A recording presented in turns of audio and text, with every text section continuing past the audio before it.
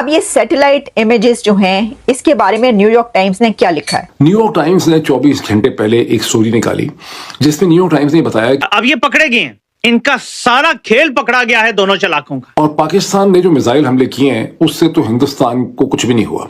जब इन्होंने रिटेलिएट किया पहले और भारत ने जब इनकी एयर बेसिस और मिलिट्री बेसिस पे अटैक्स किए हैं, उसके बाद ये भागे, मतलब फोन पे भागे अमेरिकन के पास और कहा कि हमारी जान छुड़वा दे। इंडिया लॉन्ग टर्म सोच रहा है। अगर वो इंडस वाटर ट्रीटी रिवोक कर रहा है, वो आज का नहीं सोच रहा, वो आपकी आने वाली नस्लों के पानी खत्म करने की बात कर रहा है। पाकिस्तान के मिसाइल जो वहां गए, भारत का तगड़ा सिस्टम है S-400 और उनकी जो ट्रिपल लेयर सिस्टम है, उसने पाकिस्तान के मिसाइलों को रोका। ये सारे आलमी जरायद आपको बताएंगे कि यही बात है। और आप AI से भी फौरन करके देख लेंगे जी आलमी जरीदे क्या बोल रहे हैं, एक्सपर्ट्स क्या बोल रहे हैं, वो आपको यही बात बताएंगे। कोई नुकसान हमने नहीं पहुंचाया उनको, अभी तक कोई ऐसी रिपोर्ट्स नहीं। अगर और 48 घंटे में खुद भी इसको मैं देख रहा हूं कि अगर ये जिस किस्म की एक्यूरेट स्ट्राइक्स उन्होंने की हैं हमारे एयर स्ट्रिप्स पे, अगर 48 घंटे तक और वो स्ट्राइक्स हर 6-6 8-8 घंटे के बाद करते रहते तो बहुत कम हमारे पास ऐसे रनवेज रह जाते। और फिर ठीक है कि रनवेज को आप जल्दी रिपेयर भी कर लेते हैं, लेकिन हमारे लिए ठीक ठाक क्राइसिस खड़ा हो जाना था।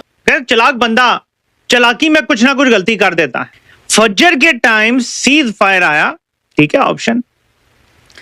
शहबाज शरीफ ने फौरन कहा, काबीना से नहीं पूछा, मीटिंग नहीं की, पार्लियामेंट के कोई बात नहीं हुई, एग्जीक्यूटिव ऑर्डर दिया कि जी सीज फायर पे बिस्मिल्लाह करें। उसके बाद 12 घंटे बाद फजर के भारत ने हमारे एयर बेसिस पे हमला किया, सिंध में हमला किया, पंजाब में हमला किया, जगह जगह उन्होंने हमले किए। हमारे स्क्वाड्रन लीडर को शहीद किया, हमारे बाकी एयरमैन जो थे वहां बैठे हुए एयरबेस पे उनको शहीद किया गया, कई और जवान शहीद हुए। कुछ नहीं किया हमने, क्योंकि फजर के टाइम नहाते हुए शहबाज शरीफ ने कह दिया था कि जी बिस्मिल्लाह करें। उसके बाद भारत ईंट से ईंट बजा गया हमारी, हमने जवाब नहीं दिया, बस सीज फायर मान लिया।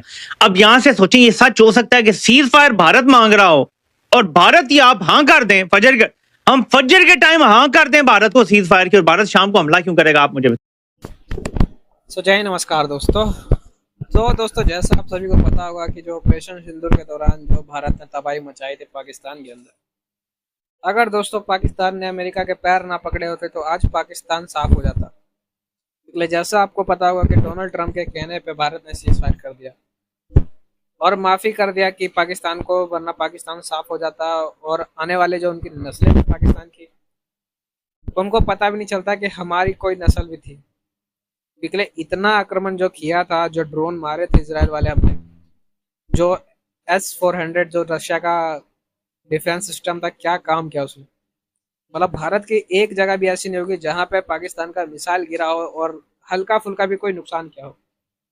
पर वहीं भारत की मिसाइलें जो वहां पाकिस्तान में तहलका मचा रही थी, रात के 2 बजे, सुबह के 5-6 बजा दे रही थी, इतने भयंकर मिसाइल मारे। और पानी, जब पानी मांग रहे थे तो पानी नहीं दिया, जब पानी नहीं चाहिए था तो पानी दे दिया उनको। तो हर तरह से पाकिस्तान की तो हालत से खराब कर दिया भारत ने, और इसके बाद भी कभी पाकिस्तान सुधरने वाला नहीं है।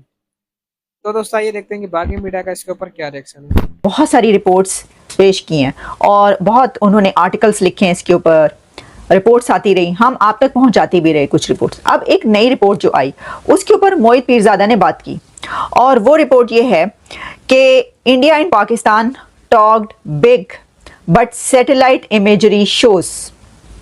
अब ये सैटेलाइट इमेजेस जो हैं, इसके बारे में न्यूयॉर्क टाइम्स ने क्या लिखा? न्यूयॉर्क टाइम्स ने ये लिखा है कि जो दोनों तरफ के वॉर हुई है उसमें इंडिया को कोई खास नुकसान नहीं हुआ। पाकिस्तान ने जो हमले वहां पर किए हैं उससे इंडिया को कोई खास नुकसान नहीं हुआ, बल्कि जो उधमपुर की एयरबेस दिखाई जा रही थी कि वहां पर इतनी तबाही हो गई, तो वो भी कोई तबाही उसके अंदर नजर नहीं आती। क्योंकि न्यूयॉर्क टाइम्स ने ये कहा है कि जो इमेजेस, सैटेलाइट इमेजेस पेश किए जाते हैं किसी भी वॉर के बाद या उस दौरान के दोनों कंट्रीज की तरफ से, उसमें इंडिया की तरफ से तो आ रहे हैं इमेजेस, लेकिन पाकिस्तान की तरफ से कोई इमेजेस नहीं दिखाए जा रहे कि कहाँ पर पाकिस्तान ने हमला किया है, इंडिया के अंदर कहां कहां तबाही हुई है, या पाकिस्तान के अपने अंदर जहां पर इंडिया ने हमला किया है उसमें कोई नुकसान नहीं हुआ।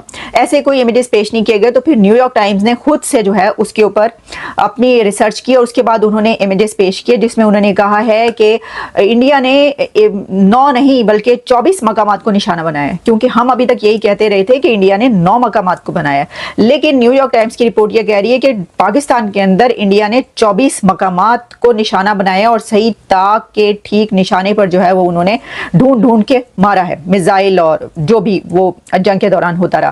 की जा रही है कि हमने बड़ा नुकसान कर दिया, हमने ये कर दिया, तो ऐसा कुछ नजर नहीं आता।